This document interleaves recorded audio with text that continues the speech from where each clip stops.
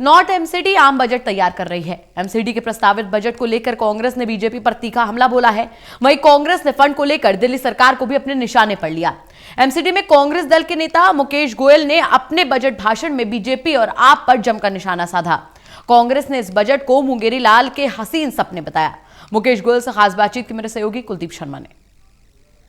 दिल्ली नगर निगम में कांग्रेस के नेता मुकेश गोयल ने आज सदन में 3 घंटे का लंबा बजट भाषण दिया और अपने भाषण के दौरान उन्होंने बीजेपी और आम आदमी पार्टी दोनों पर जमकर निशाना साधा। मेरे साथ इस वक्त बातचीत करने के लिए मुकेश गोयल जी है। मुकेश गोयल जी, 3 घंटे का भाषण आपका काफ़ी प्रभावशाली भाषण था और आपने क्या क्या आपको लग रहा है कि ये बजट जो है कोई दिशा देने वाला नहीं है एमसीडी को, और आप ये भी कह रहे हैं कि ये बजट मुंगेरी लाल के हसीन सपने हैं। बिल्कुल कह रहा हूँ, यह बजट बिल्कुल दिशाहीन है, बिल्कुल मुंगेरी लाल के हसीन सपने हैं। मैंने जो भी बात करी है वो आंकड़ों के तथ्यों के आधार पे करी है।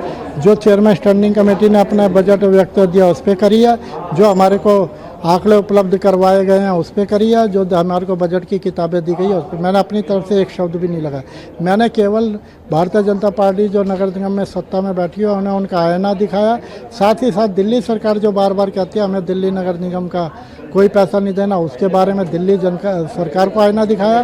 साथ ही साथ जो कांग्रेस के समय के अंदर दिल्ली सरकार नगर निगमों की मदद करती थी उसके बारे में जानकारी दी है कि आपने कितने पैसे किस किस मद में कटौती की है और किस तरह से आपने नगर निगम को पंगु बनाने का काम किया। ये बजट बेहद महत्वपूर्ण बजट है क्योंकि एमसीडी को के सामने सबसे बड़ी चुनौती ये है कि उसको आर्थिक संकट से कैसे उभारा जाए। तो ऐसे में बहुत जगह पर एमसीडी ने अपनी आय बढ़ाने की कोशिश की है और आम आदमी की जेब पर भार डालने की कोशिश की है। मैंने बिल्कुल कहा, उन्होंने वो गेस्ट हाउसों के ऊपर बात करी थी, मैंने बिल्कुल उसके मना किया। ये कर भी नहीं सकते, न्यायालय के आदेश के अंदर उन्हें रिहायशी कॉलोनियों में रख रखा, किस प्रकार से कर सकते हैं। इसी प्रकार से और भी इन्होंने चोर दरवाजे से जहाँ जहाँ भी टैक्स लगाने का प्रयास किया हमने उसका विरोध किया। इन्होंने मुंगेरी लाल के हसीन सपने हमारे पार्षदों को दिखाए।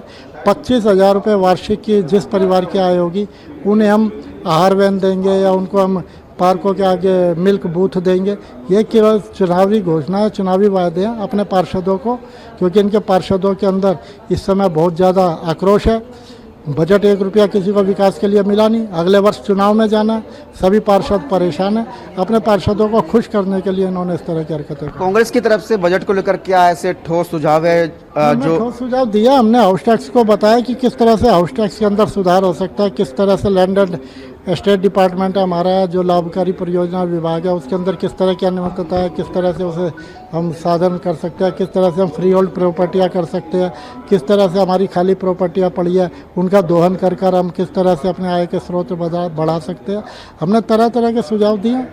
तो बिल्कुल यहाँ पर कांग्रेस ये कह रही है कि जो बजट उत्तरी दिल्ली नगर निगम पेश करने जा रही है उस बजट में मुंगेरी लाल के हसीन सपनों के अलावा कुछ नहीं है। और ये भी कांग्रेस कह रही है कि इस बजट में जो आम आदमी पर जो टैक्स का बोझ बढ़ाने की तैयारी कर रही है बीजेपी, उसका भी कांग्रेस पुरजोर विरोध करेगी।